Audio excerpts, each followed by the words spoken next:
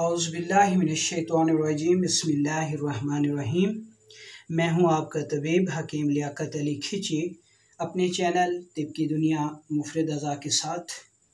और आज का हमारा जो टॉपिक है शुगर के सिलसिले में, उसका उन्वान है शुगर के मरीज़ों को फोड़े क्यों निकलते हैं। दोस्तों, ये टॉपिक बेहद अहम है क्योंकि शुगर के मरीज़ों को निकलने वाले फोड़े, फिनसियाँ जो कि ज़ख़म बन जाते हैं, वो बहुत ज़्यादा ख़तरनाक साबित होते हैं और मरीज़ की ज़िंदगी को अजीरन बना देते हैं। तो अपने टॉपिक की तरफ बढ़ने से पहले आपसे गुजारिश है कि अगर आपने हमारा चैनल सब्सक्राइब नहीं किया तो जल्दी से इसे सब्सक्राइब कर लें और साथ लगे घंटे के बटन को भी दबा दें ताकि तिब व सेहत के मौजू पर हर नई आने वाली वीडियो आपको सबसे पहले मिल सके। तो दोस्तों, चलते हैं हम अपने टॉपिक की तरफ। दोस्तों, शुगर से ही हमारे जिस्म में क़ुव्वत पैदा होती है और शुगर से ही हमारे जिस्म के तमाम नए खलियात बनते हैं।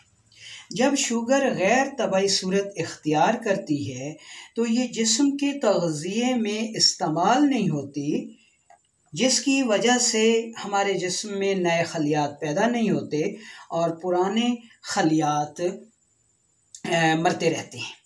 और ये खलियात जहाँ मरते हैं तो जिस्म से अखराज नहीं पा सकते, तो वहाँ पर फोड़ों की सूरत इख्तियार कर लेते हैं। इन्हें कार्बंकल भी कहते हैं। गर्दन की पिछली जानिब निकलने वाले फोड़े ख़तरनाक समझे जाते हैं। ये फोड़े इसलिए भी ख़तरनाक समझे जाते हैं कि खून में ग्लूकोज़ की मिकदार बहुत ज़्यादा होती है, जिसकी वजह से ज़ख्मों में पीप को अपनी नशोनुमा में आसानी रहती है। मज़ीद बरां शुगर की ज़्यादती खून की छोटी और बारीक नालियों को बहुत ज़्यादा मुतासर करती है, जिसकी वजह से जल्द को मतलूबा मिकदार में खून की सप्लाई रुक जाती है और ज़ख़म मुंदमिल नहीं हो पाते, यानी फोड़े जो है उनका इलाज नहीं हो सकता। तो अब हम थोड़ा सा इसका असूल इलाज जो है वो हम देख लेते हैं, क्योंकि इसका इलाज घर पर नहीं हो सकता, यूट्यूब पर नहीं हो सकता, फेसबुक पर नहीं हो सकता। इसके लिए आपको मुआलिज की रहनुमाई लेना बहुत ज़रूरी है। तो चूँकि इसका मुकम्मल इलाज तो शुगर का इलाज कराना ही है, और अगर ये फोड़े फट जाएं तो ख़ासे ख़तरनाक सूरत इख्तियार कर लेते हैं। घरेलू सतह पर दर्ज झैल असूल पर इनका इलाज जो है वो करना चाहिए। इसमें हम आपको ज़ख़म को धोने के लिए एक लोशन बता रहे हैं। ज़ख़म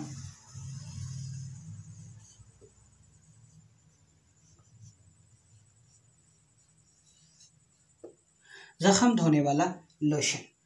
इसमें आपने पानी जो है वो 1 किलो लेना है, 1 किलो, ठीक है जी।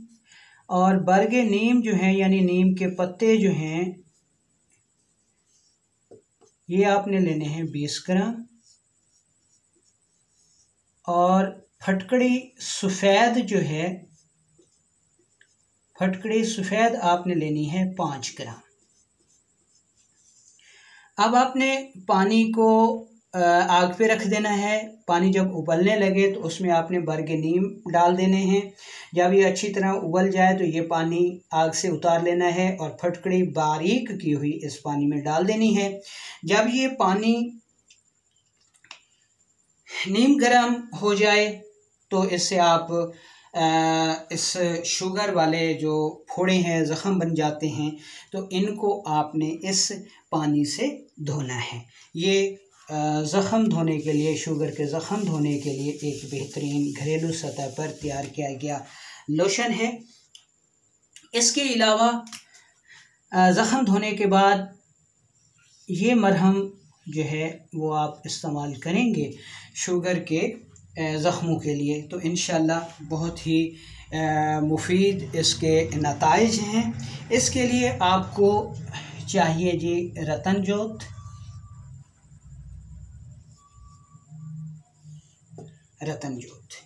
ये आपको चाहिए जनाब 25 ग्राम।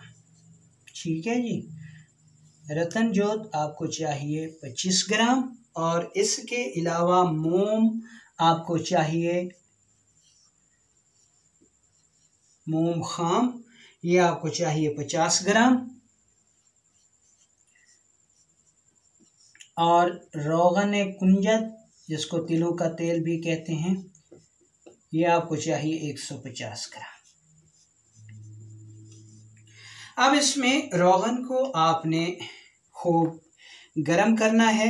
जब गरम हो जाए तो इसमें आपने रतन जोत मिला देना है और इसको आग से नीचे उतार लें और इसमें मोम खाम मिलाकर इसको अच्छी तरह जो है मिक्स कर लें। जब ये ठंडा होगा तो मरहम बन जाएगा। तो ज़ख़म को उस लोशन से धोने के बाद आपने ये मरहम लगा देनी है। तो इस तरह इंशाअल्लाह घरेलू सतह पर जो छोटे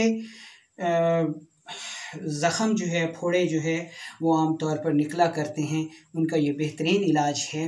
लेकिन अगर ये ख़तरनाक सूरत हाल इख्तियार कर जाए तो फिर आपने फ़ौरन जो है वो अपने मुआलिज से रुजू करना है। जो दोस्तों, बुनियादी तौर पर ये एक पेचीदा मर्ज़ है, पेचीदा सूरत हाल है। बताने का मकसद सिर्फ ये है कि घरेलू सतह पर आप इसको कंट्रोल कर सकें और जल्द से जल्द अपने मुआलिज से रब्ता कीजिए। उम्मीद है कि आपको ये वीडियो पसंद आई होगी। ख़ुद भी सुनें और इसको फॉरवर्ड भी करें ताकि दूसरे लोग भी इससे फ़ायदा उठा सकें। अगर इस बारे में कोई सवाल हो तो आप कर सकते हैं। वालेकुम अस्सलाम व रहमतुल्लाहि व बरकातुहू।